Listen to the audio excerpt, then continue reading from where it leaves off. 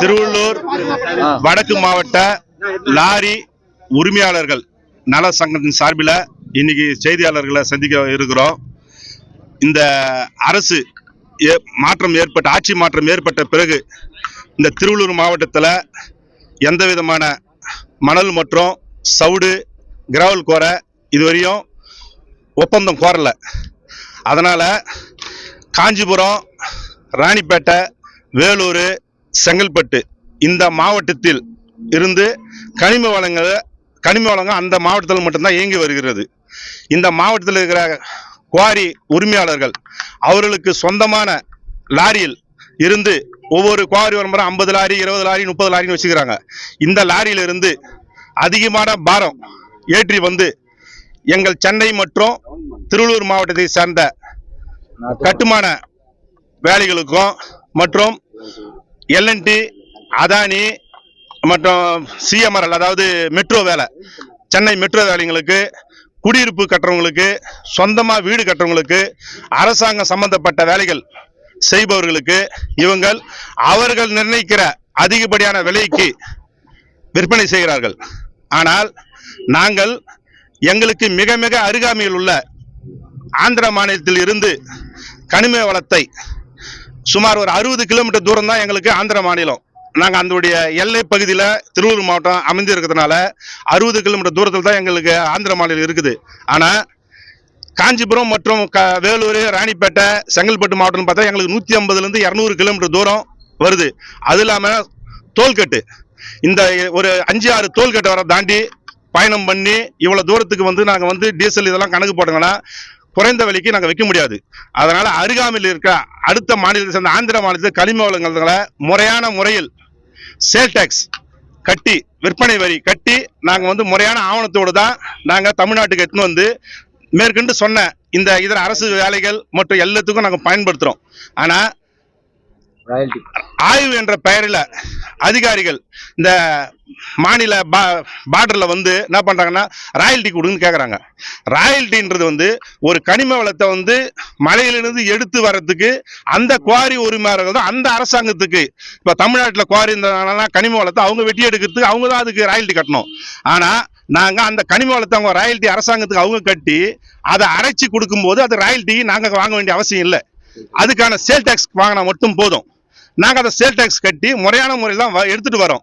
இதனால ஐஜிஎஸ்டி 2.5%, 5% நாங்க ஜிஎஸ்டி கட்டோம்னா 2% நம்ம தமிழ்நாடு அரசுக்கு தான் வருமானம் வருது. நாங்க தமிழ்நாடு அரசாங்கத்துக்கு தான் வருமானத்தை பெருக்கி கொடுக்குறோம். அதனால அரசாங்கத்துக்கு எந்த விதமான இழப்பும் இல்லை.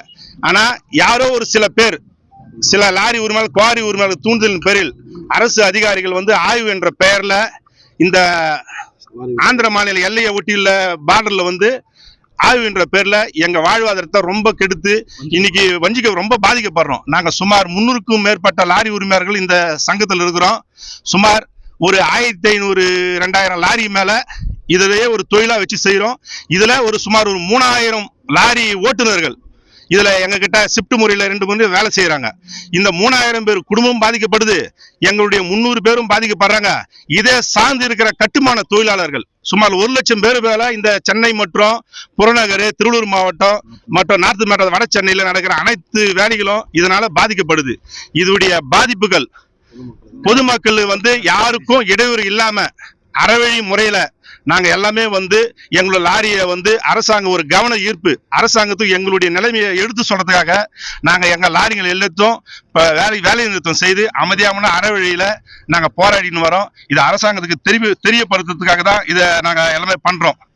மேலும் இதனால ஆய்வுன்ற பெயர்ல இவங்க அதிகாரிகள் நாங்க கனிம வளம் ஒரு எம்சாண்டு ஒரு ஜல்லிகள் எடுத்து வந்தா கூட இவங்க மண் எடுத்துன்னு வராங்க. அதுவத்தான ஒரு கேஸை போட்டு அந்த லாரி உரிமையாளர்கள் மேலேயும் மற்றும் லாரி ஓட்டுநர்கள் மேலேயும் எஃப்ஐஆர் பதிவு செய்து அவங்க வாழ்வாதாரத்தையே கெடுத்துடுறாங்க.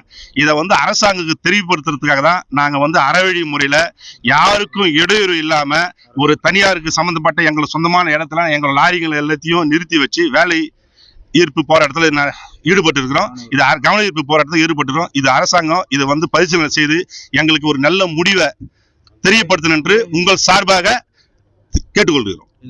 போராட்டம் தெரிவிக்கிறீங்க. உரிமையை என்னென்ன பாதிப்புகள்? இது பாதிப்புகள்னா விலையேற்றம் ஏற்படும். இப்போ ஒரு வீடு கட்டுறாங்க, ஒரு எம்சாண்டு ஒரு டன்னு 1000 ரூபாய்க்கு கொடுக்குறாங்கன்னா இவங்க ராயல்டி கொடுங்க, அதை கொடுங்க, இது கொடுக்க, பாரம் அதிக பாரம் ஏற்றி வரக்கூடாது, அது வரான்னு சொன்னா 1000 ரூபாய்க்கு கொடுக்குற ஒரு கட்டுமான பொருள் 1500 இருந்து 2000 ரூபாய் வரையும் போகும். இதனால சுத்தமா கட்டுமான தொழில் சுத்தமா பாதிக்கப்படும். ஒரு சாதாரண மக்கள் வீடு நிச்சயமா கட்டவே முடியாது. அவன் கனவுல ஒரு மேல வீடு கட்டிக்கலாம். பொதுமக்கள் தான் இதுல வந்து பாதிக்கப்படும். இது வந்து அரசாங்க கவனம் இதை முதல்ல புரிஞ்சுக்கணும். அரசாங்கத்துக்கு கெட்ட பேர் வரும். இது அரசாங்கத்துக்கு நிச்சயமாக இது மாதிரி பண்ணாங்கன்னா இது வந்து எல்லா வேலையும் நிறுத்தமாயிடும்.